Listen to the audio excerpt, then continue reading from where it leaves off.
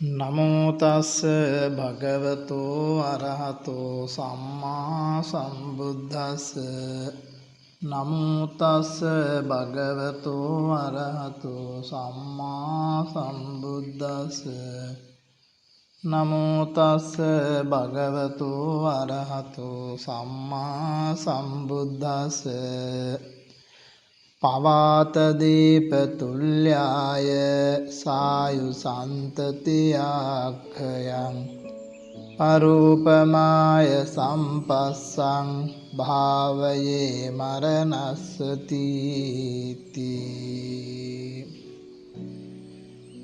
ශ්‍රද්ධා බුද්ධ සම්පන්න වාසනාවන්ත පින්වත්නි, ලෝතර බුදුරජාණන් වහන්සේ දේශනා කරනවා, සිල්වත් ගුණවත් භික්ෂුවක් හෝ වේවා භික්ෂුණියක් හෝ වේවා උපාසකෙක් උපාසිකාවක් හෝ වේවා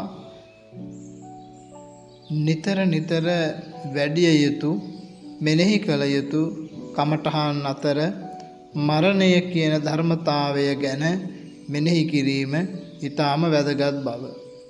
එහිදී ඔබට මට හිතන්න කියන්නේ මේ ජීවිතයේ අස්තිරත්වය පහන් දැල්ලකට උපමා කරලා. පහන් දැල්ලූ මොහොතේ පටන් පහන් තිරයත් එවාගේම තෙලුත් ක්‍රමක්‍රමයෙන් ඉවර වෙමින් යනවා. තෙලුත් පහන් වැටියත් ඉවර වෙලා පහන නිවි යනවා. එහෙම නොවුනොත් මහා සුළඟකින් හෝ වෙනත් බාධාවකින් හෝ පහන නිවිලා යනවා. පින්වත්නි, අපේ ජීවිතයත් එහෙමයි. උපන්දා පටන් ආයුෂ ක්‍රමක්‍රමයෙන් ගෙවෙමින් සත්වයා ජරා මරණය කරා ලං වෙනවා. ඒ අතරතුර හදිසි අනතුරු හදිසි අසනීප හේතුවෙන් දිවි කෙලවර වෙනවා. එය කොයි වෙලාවෙ කොතනකදී සිදුවේවිදැයි අපි කාටවත් කියන්නට පුළුවන් කමක් ලැබෙන්නේ නැහැ.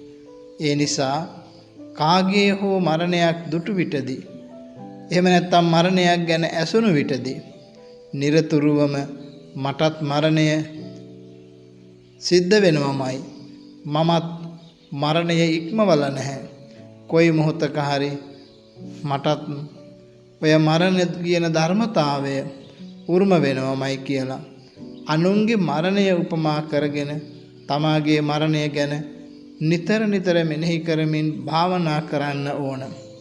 එවිට බොහෝ බැඳීම් වලින් නිදහස් වෙලා සැහැල්ලු ජීවිතයක්, නිවුණු ජීවිතයක් ගත කරගන්න ඔබට මට පුළුවන්කම ලැබෙනවා. තෙරුවන් සරණයි.